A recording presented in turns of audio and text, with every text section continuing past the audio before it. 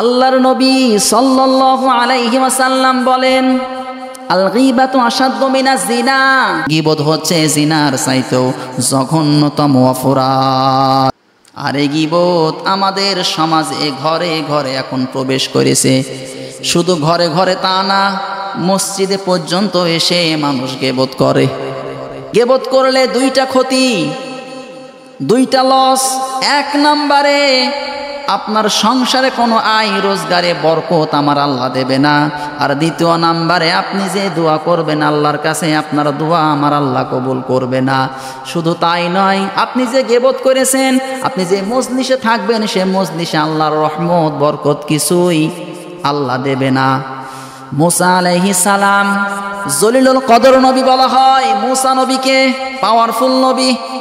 অনেক দিন তার জামানায় বৃষ্টি বন্ধ থাকার কারণে মুসা নবী আল্লাহর কাছে দোয়া করলেন, রব্বুল আলামিন অনেক দিন বৃষ্টি নেই, তুমি বৃষ্টি দাও।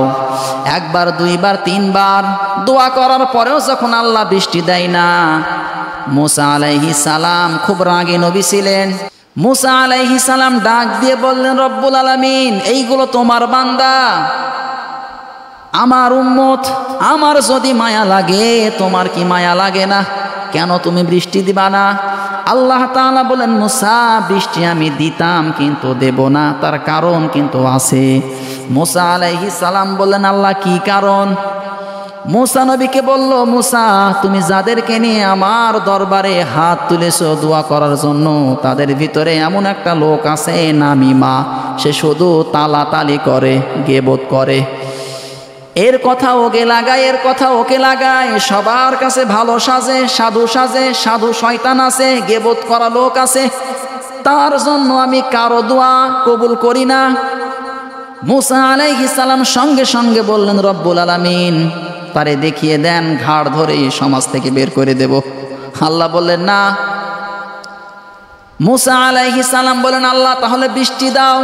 বলে, বৃষ্টি আমি দিতে পারি, ওই যে লোকটা আছে গীবত করে, আমি তার নাম তোমারে বলে দেব না, তুমি সবাইকে নিয়ে আমার কাছে তওবা করো, তাহলে সেই লোকটাও তওবা করবে, আমি তওবা কবুল করে সঙ্গে সঙ্গে বৃষ্টি দিয়ে দেব। মুসা আলাইহিস সালাম জনসম্মুখে দাঁড়িয়ে বললেন, কে আছো এই জায়গায়? তালাতালি করো, একের কথা ওকে লাগাও, গীবত করো, তোমার কারণে আমার আল্লাহ বৃষ্টি বন্ধ রেখেছে, তোমার কারণে কারো দোয়া আমার আল্লাহ কবুল করছে না। হয় মজলিস থেকে বের হয়ে যাও, নয়তোবা আল্লাহর কাছে তওবা করো। সবাই মিলে যখন তওবা করলো, সেই লোকটাও তওবা করলো, আমার আল্লাহ তওবা কবুল করার সাথে সাথে বৃষ্টি নাজিল করা শুরু করে দিয়েছে। এখান থেকে কি বুঝলাম বলেন দেখি? মুসা নবীর মতো নবী আল্লাহর কাছে দোয়া করেছে, তার মজলিসের ভিতরে একটা মাত্র গীবত করা লোক আছে, তালাতালি করা লোক আছে, এই জন্য মুসা নবীর দোয়া আল্লাহ কবুল করেনি, কারো দোয়া কবুল করেনি। আর আমাদের সমাজে অনেকে আছে বলে, হুজুরের দোয়ায় কোনো অ্যাকশন নেই, হুজুরের দোয়া আল্লাহ কবুল করে না। তো কবুল করবে কি করে? জুমার মসজিদে হুজুর দোয়া করে সবাইকে নিয়ে, সবগুলো কি আল্লাহর ওলি? বলেন, সবগুলো কি আল্লাহর ওলি? কত লোক গীবত করে, এই জন্য তো আমার আল্লাহ দোয়া কবুল করে না। তাফসির মাহফিলে হাজার হাজার লোককে নিয়ে দোয়া করা হয়, অনেকে চোখের পানি ফেলে, এরপরও আল্লাহ দোয়া কবুল করে না। তার একমাত্র কারণ, ওই হাজার হাজার লোকের ভিতরে যদি একটা গীবত করা লোক থাকে, কারো দোয়া কবুল হবে না, সবগুলোর দোয়া মাঠে মারা যাবে। এজন্য আসেন, আল্লাহর দরবারে যদি দোয়া কবুল করাতে হয়, আমাদের গীবত ছাড়া লাগবে।